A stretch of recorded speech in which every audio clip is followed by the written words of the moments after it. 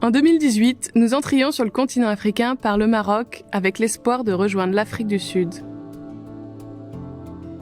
Pas à pas, pays après pays, nous traçons notre route. Le Covid nous a bloqués 6 mois au Mozambique et c'est alors que nous avons pris la décision de remonter l'Afrique par l'Est. Mais on n'imaginait pas qu'en novembre 2020, une guerre civile puisse éclater dans le nord de l'Éthiopie, au Tigré. La frontière avec le Soudan est ainsi fermée, coupant ainsi notre espoir de terminer notre tour d'Afrique, car les itinéraires alternatifs sont beaucoup trop dangereux. Mois après mois, nous suivons l'évolution du conflit, pensant que ça serait que passager.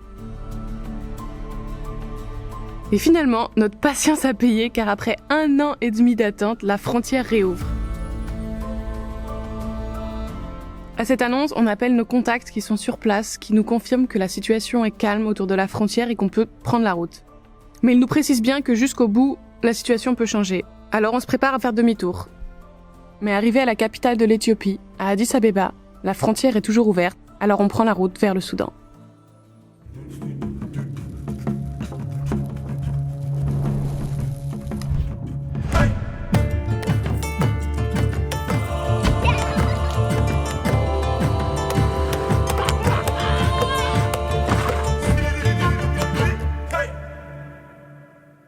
On continue dans le pays plein de paradoxes et là on a une des plus belles autoroutes qu'on ait jamais vues sur le continent et tout autour les gens qui vivent encore dans des petites maisons traditionnelles et tout.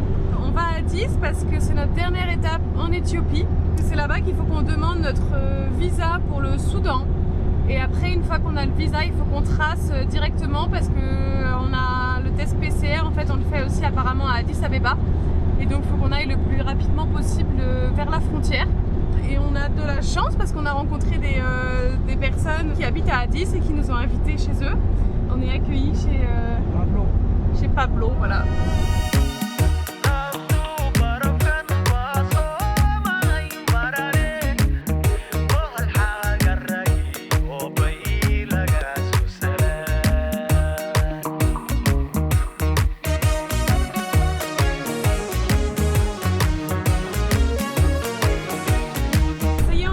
Addis Abeba et c'est assez impressionnant, tout est en construction, encore beaucoup plus que d'autres capitales africaines.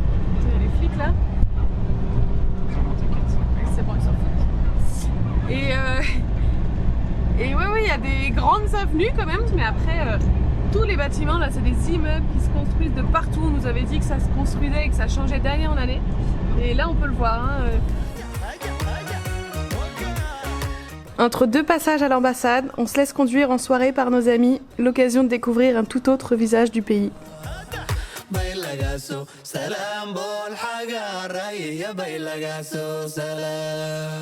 Ça y est, on a nos visas pour le Soudan, on les a obtenus hier soir après avoir quand même bien galéré, on y est allé 4 fois à l'ambassade, mais on a réussi, on a eu les visas hier soir, là on prend la route direction le Soudan. Il y a 850 km donc on va prendre je pense 3-4 jours minimum.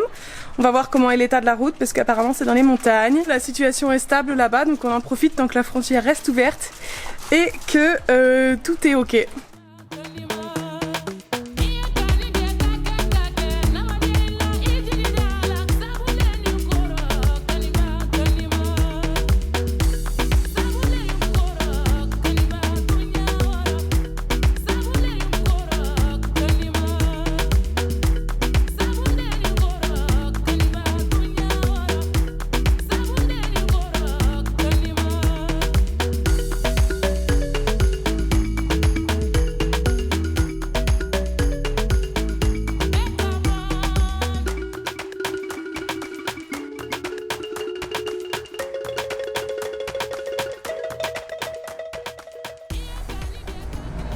La vallée du Rift dans toute sa splendeur.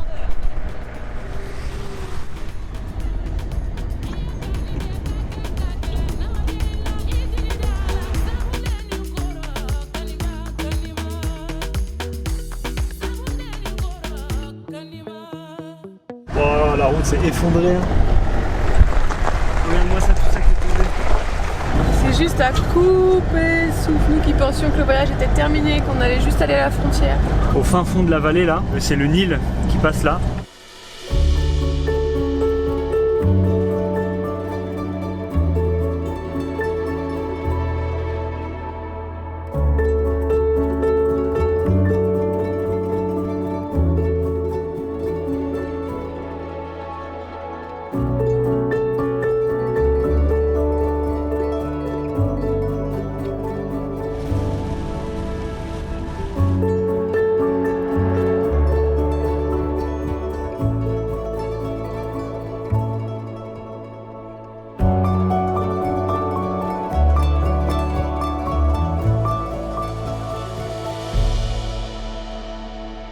C'est parti pour le deuxième jour de route vers le Soudan. On a fait hier même pas 300 km de 10h à 18h, donc en presque 8 heures de route avec juste une demi-heure de pause. Aujourd'hui, mission encore 300 km pour rejoindre une ville qui se trouve à un lac qui est la source du Nil.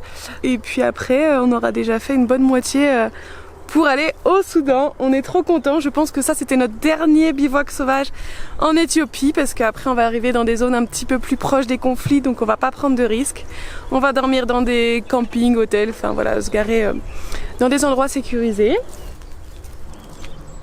Il y en a un qui se dégourdit les jambes avant de partir.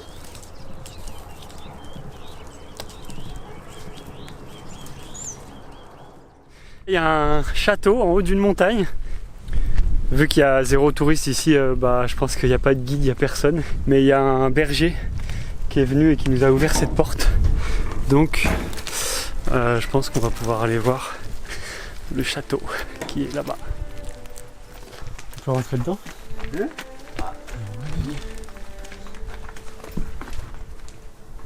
Il manque le plancher du premier étage.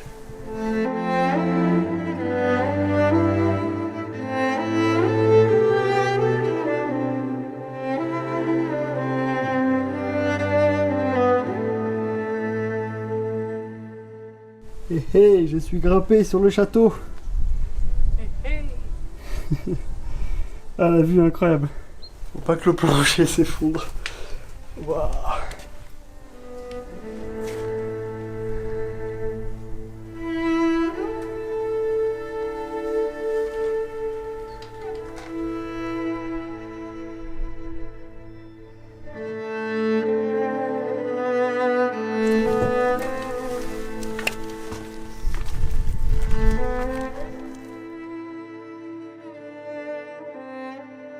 Là-bas au loin on a la vue sur le lac Tana et c'est là où le Nil bleu prend sa source pour aller jusqu'au Soudan et en Égypte.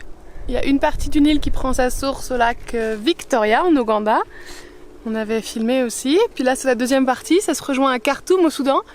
Et après ça va Soudan et Égypte. On a hâte de voir le fameux Nil réuni. On a terminé la visite, ce fut rapide parce que il n'y a personne qui parle anglais, du coup aucune explication. Mais en tout cas c'était très sympa.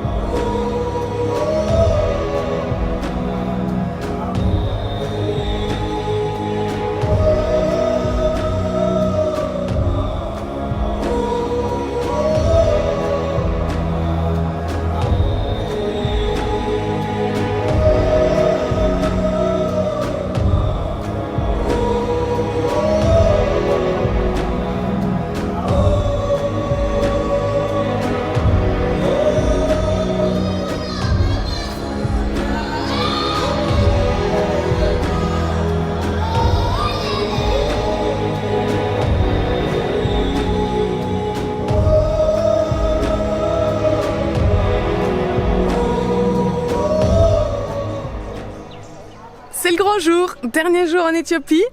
On a dormi sur le parking là d'un lodge un petit peu de luxe. On est plutôt content d'avoir été accepté ici parce que comme ça on est loin de la ville.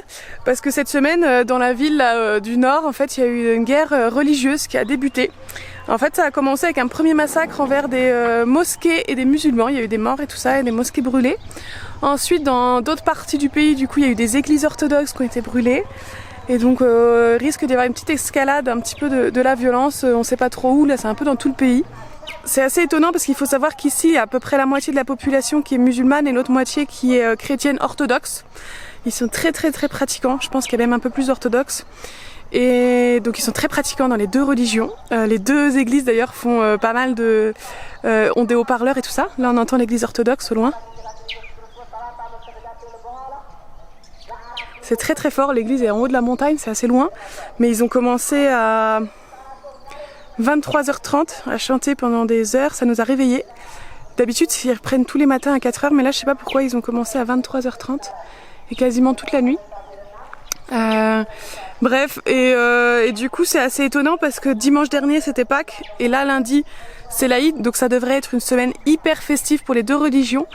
Et malheureusement ils se font la guerre, donc ce qui n'était pas du tout courant en Éthiopie. Aujourd'hui les conflits c'était plutôt des conflits à la fois d'indépendance et interethniques, enfin voilà, pour se partager les terres et tout ça. Donc j'avoue qu'on est plutôt content en fait de partir là, parce qu'avec tout ça on se dit que c'est le moment. En plus on a de la chance par la frontière du Soudan, là c'est très calme en ce moment et ça se gâte plutôt vers le sud. Donc finalement on est content de pouvoir partir vers le Soudan et pas de faire demi-tour vers le Kenya.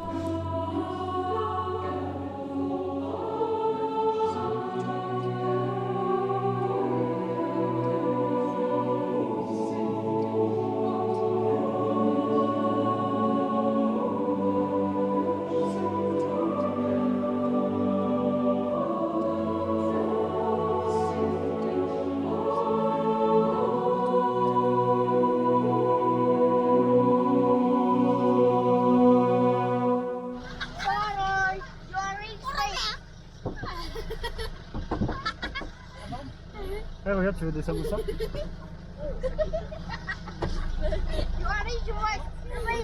Alors.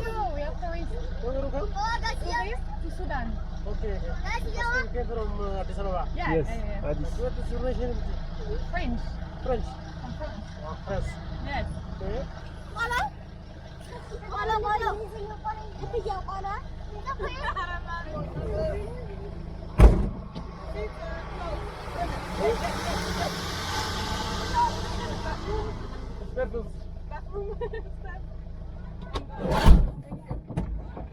Tu veux des samoussas ou pas? Ouais, c'est Bon, en fait, c'est samoussa au riz. Au moins, c'est végétarien. Marion est partie faire pipi et prendre des photos. Donc il y a Jacques qui est là pour le soutenir. Quoi? C'est sur les prénoms de la carrosserie. Ah. Il y a des gens qui disaient ah j'ai l'impression de faire du stop avec vous, c'est trop chouette. Allez vas-y, roule, ma poule. J'étais en train de filmer.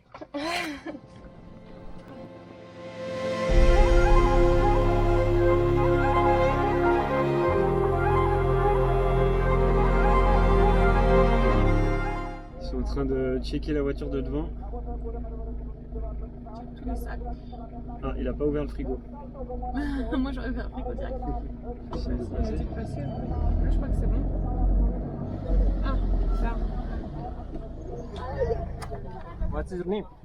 My name, Anatole. You? Marianne.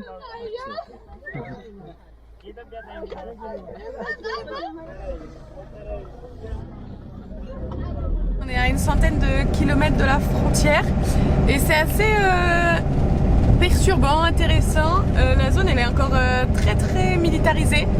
Pour l'instant la zone est calme depuis quelques mois. Mais il y a des militaires en fait un petit peu partout parce que c'est une région très très montagneuse et en fait en haut des montagnes il y a des petits postes comme ça de policiers qui contrôlent en fait la région. Non mais il y a des gens armés vraiment partout quoi. Ouais. Dans tous les villages et tout, partout, il y a des militaires, des gens en civil. Beaucoup de militaires officiels alors que dans les autres régions où on était c'était plutôt des milices, donc en fait des habitants qui étaient armés avec des kalachnikovs. En haut des montagnes, à des points stratégiques où il y a une super bonne visibilité sur toute la vallée, bah, il y a des militaires, des petits baraquements militaires. Postes avancés, ouais. Et ouais, ils surveillent tout ce qui se passe, quoi, tous les véhicules qui transitent par la vallée. Je pense qu'ils ont un petit peu peur aussi que ce soit des zones de ravitaillement du TLFP qui agit dans le nord au Tigré. Bon, en tout cas, pour l'instant, on a eu quoi? On n'a pas eu de gros checkpoints, juste de petits contrôles de police très sympas qui nous ont dit ah, welcome et tout. On voit des militaires un peu rouler sur la route, mais ils sont plutôt, ça va, c'est plutôt détendu. On a vu un camion aussi rempli de militaires et ils ont carrément la mitrailleuse en haut du camion. Donc, ouais. Quand même, ça rigole pas trop quoi. Et ce qui est assez impressionnant, c'est qu'il y a des gens qui font leur vie en plein milieu quoi. Et donc les gens se baladent, il y a les enfants qui jouent, ils ont leur champ, enfin ils vivent là quoi. Elle a été en conflit hein, cette zone là en ce moment ça a l'air calme, mais bon il y a encore tous les militaires donc c'est que ça peut quand même, enfin c'est que c'est quand même sous tension.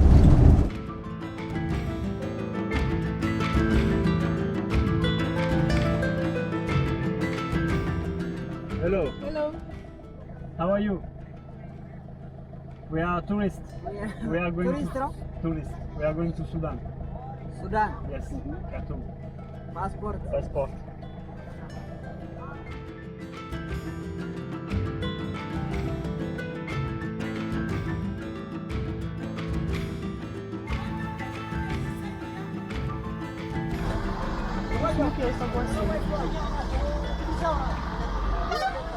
Il nous invite à s'asseoir à l'ombre, c'est pas possible.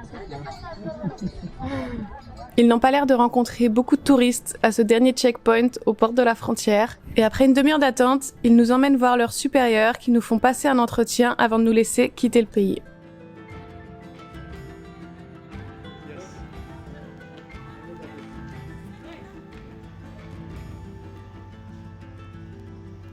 On est à la frontière du Soudan.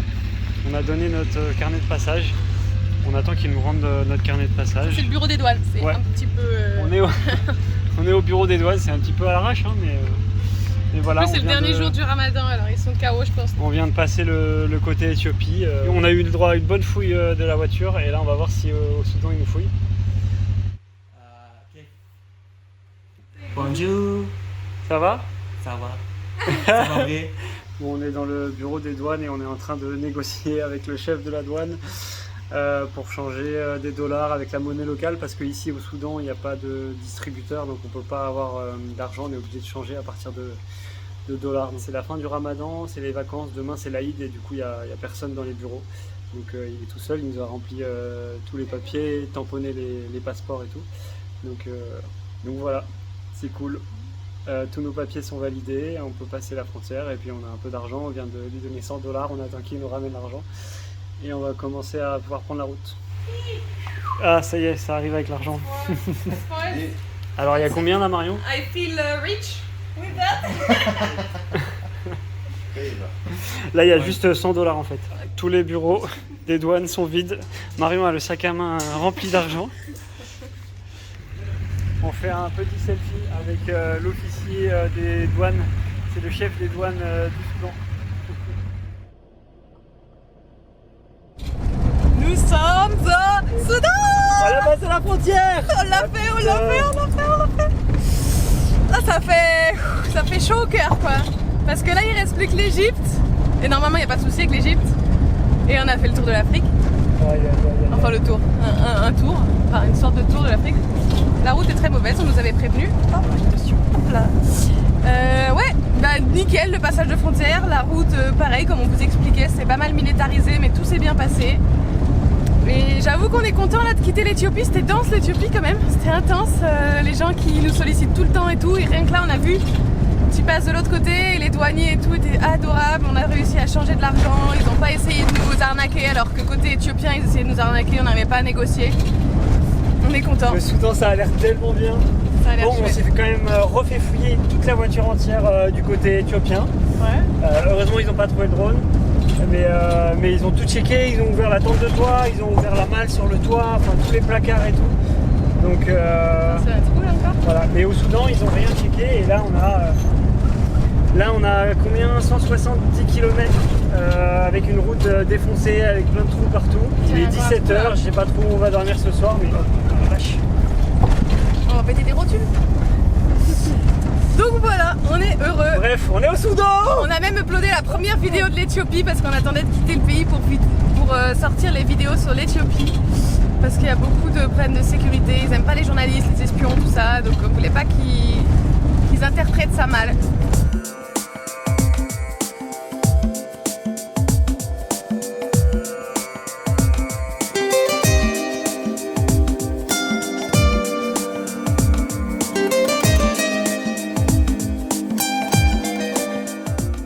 Il fait tellement chaud que on doit remplir nos 3 gourdes 2 ou 3 fois par jour pour boire.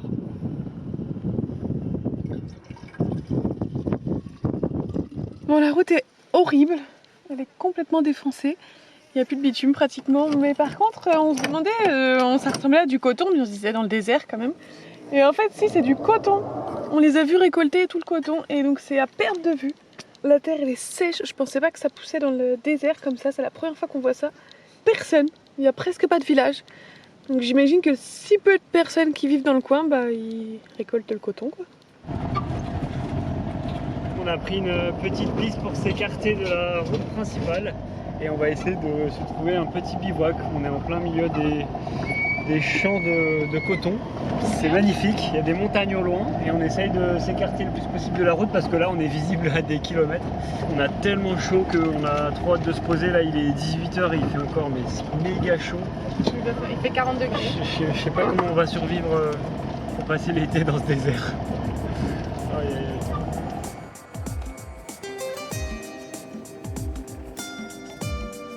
Marion est parti voir à pied ce que ça donne, si on peut trouver un endroit pour se poser. Et moi, j'ai balancé le drone.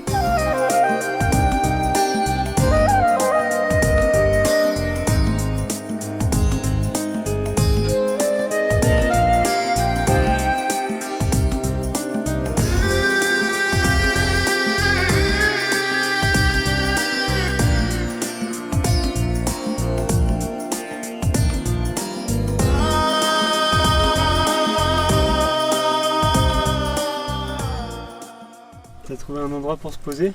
Bah ici. Ici? Déjà là en fait c'est pas vraiment de l'herbe, il y a plein d'échardes, de trucs qui Et piquent si et on se tout. met sur le haut de la colline? Bah non, on va être encore plus visible. Et après derrière en fait il y a des... la terre elle est tellement sèche qu'il y a des crevasses mais tu sais larges comme ça et profondes jusqu'à je sais pas où. Et ça fait un peu flipper, tu te dis si on est coincé là-dedans. Bon bah finalement on s'est posé là, par contre il y a plein de putains d'épines là. C'est Ça vraiment va suffire bourré ou pas d'épines ce truc. Je vais prendre la pelle autrement. Là tu filmes, tu me regardes, tu rigoles. Aïe, dans le front. Mais comment tu Bah, ça fait? J'avais fini et puis je sais pas, ça s'est rebondi. C'est une vraie merde ce truc. Attends, ouais. Aïe, attends, je regarde là-bas. Oh mais j'en ai, attends, j'ai des épines. Ah putain, ça y est, ça m'est retombé dans le pied. Là, tu vois quand ça rentre comme ça, ça rentre bien profond.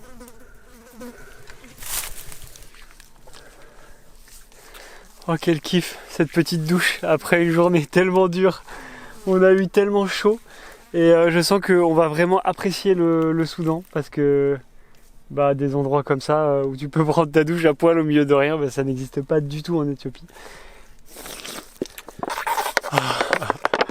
Et voilà, doucher, rincer avec 1,5 litre.